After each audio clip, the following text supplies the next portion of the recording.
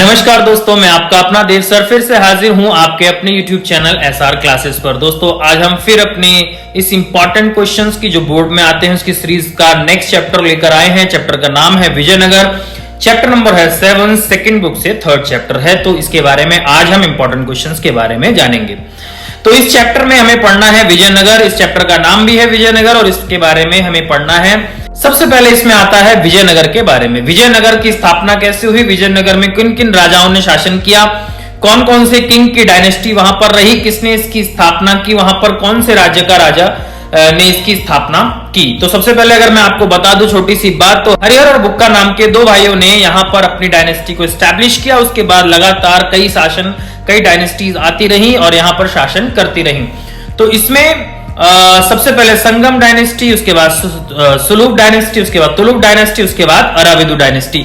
इन चार डायनेस्टीज के बारे में आपको पढ़ना है, थोड़ा थोड़ा पढ़ लीजिएगा। इसके एस्टैब्लिश किसने किया और कब से ये एस्टैब्लिश हुई। इन चारों में भी हमको सबसे ज्यादा जो इंपॉर्टेंट डायनेस्टी पढ़नी है वो है तुलुक डायनेस्टी, यानी कि तुलुक वंश के बारे में हमको पढ़ना है।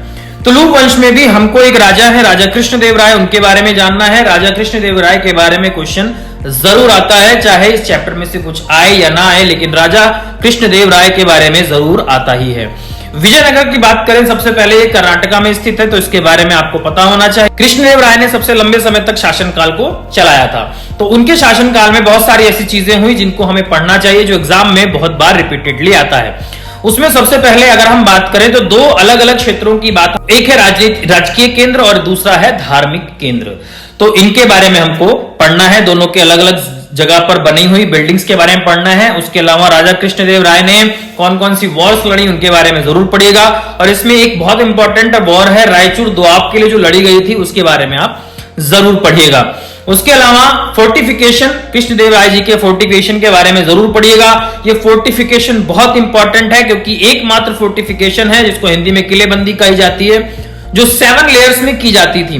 तो ये बहुत इंपॉर्टेंट हो जाता है, इसको मिस मत करिएगा, इसको जरूर पढ़िएगा। उसके अलावा मैंने जो आपको दो अलग अलग क्षेत्र के बारे में बताया, उसमें भी कुछ स्पेसिफिक मैं बता देता हूं। जैसे महानवमी डिब्बा के बारे में आप जरूर पढ़िएगा। कमल मंदिर यानी कि लोटस टेम्पल के बारे में आप जरूर पढ़िएगा, और उसका नाम कमल महल भी उसको कहा जाता है, उसके बारे में आप जरूर पढ़िएगा।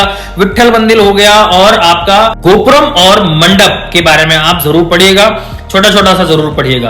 और इसमें जो महानवमी डिब्बा मैंने आपको बताया, 4 नंबर का क्वेश्चन आता है, इसको आप जरूर पढ़कर ही जाइएगा, इसको छोड़िएगा नहीं। और लास्ट में आपको जो टॉपिक पढ़ना चाहिए वो है विरूपाक्ष मंदिर, जो बहुत इंपॉर्टेंट है, उसके बारे में भी थोड़ा सा जान लीजिएगा। ज्यादा नहीं आता लेकिन उसको पढ़कर